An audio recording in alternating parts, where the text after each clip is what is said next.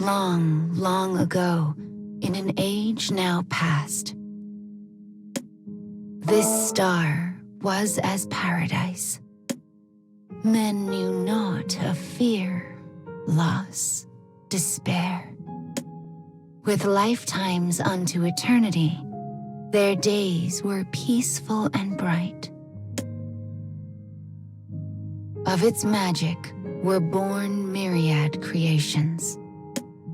Mankind's spires towered proud, their stones never to crumble. Even the dark of night would softly smile to see the shining crystal nestled within. Within those walls, the people laughed and loved to their heart's content. A solitary man stands in the street. His robes are black, as is the custom.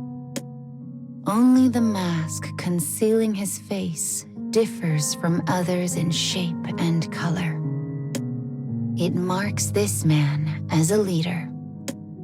He is a most powerful mage. Early as always, I see, beside the man, a companion appears, a beloved and trusted friend. Soon, another will arrive, and the trio will revel until dawn, just as they have time and time again. This age, now long past, will always be his paradise.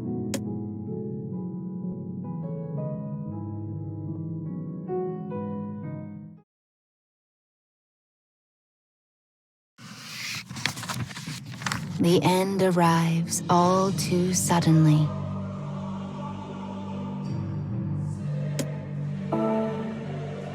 Calamity swallows the star. Meteors rain in cataclysmic deluge, as if to scour away all life.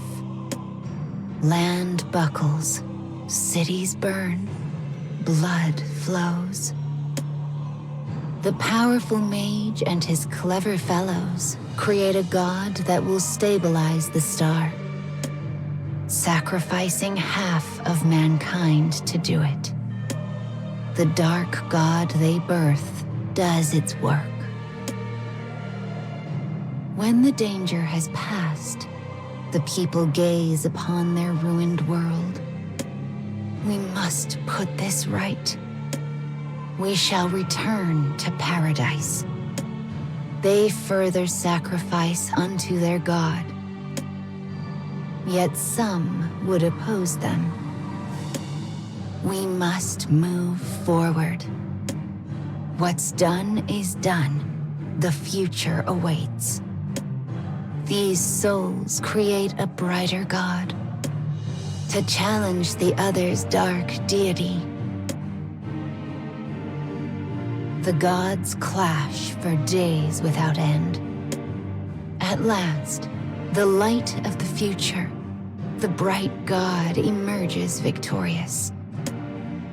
The decisive blow is so strong, it sunders both the darkness and the star. Thus does one world become 14.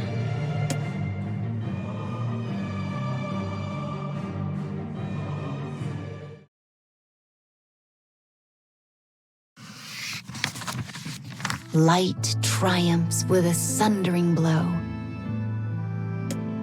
The powerful mage and his allies manage to withstand its impact, barely.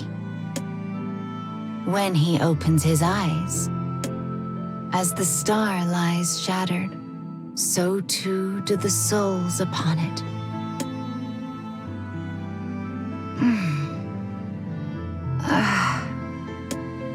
Pitiful moaning of malformed creatures. They can no longer shape words.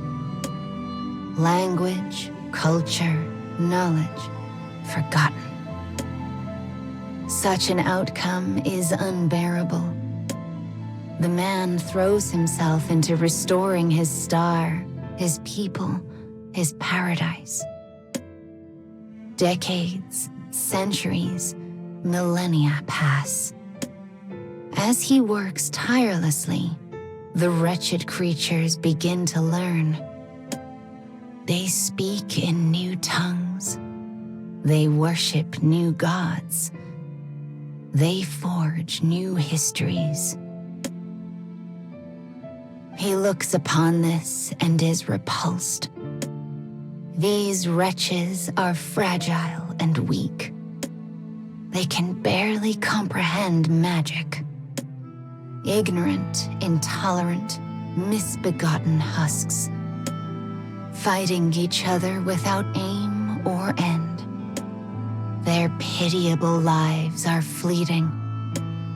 In the simplest of ways, they die and die.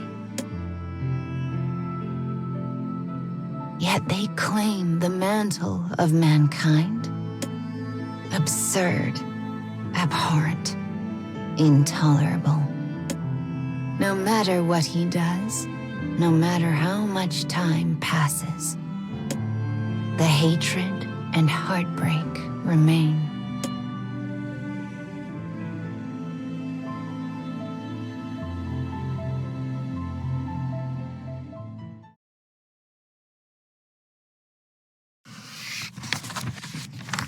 Long, long years have passed since the star and its people were sundered. Yet the man still lives, still fights to reclaim his paradise. At times, he mingles with the wretches, assuming false names and false lives. Today is no different. With borrowed eyes, he scorns the world. Back curled under exhaustion, sigh harmonic to a heavy countenance. Before him stands a cluster of miscreants. Gaze shrewd enough to pierce the spirit, the man spots a familiar hue. The precise color of an old friend's soul, a broken relic of paradise. But he has already passed an eternity with hope and grief. He has watched them die, forgotten them. Now, he simply does what can be done, grasping the last wisp of a dream that stubbornly fails to fade. A lone player in this tale of the star, his monologue an elegy.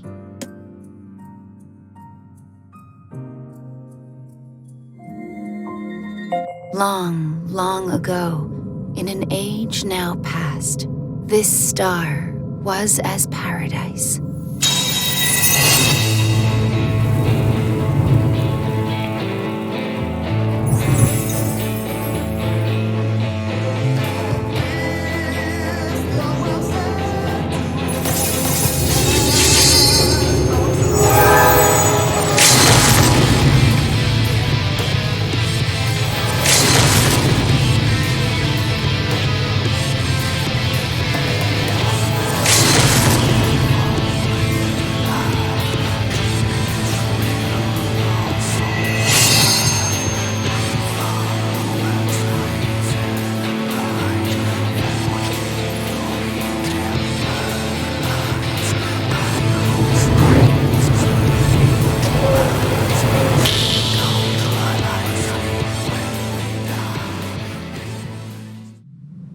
Yet the man still lives,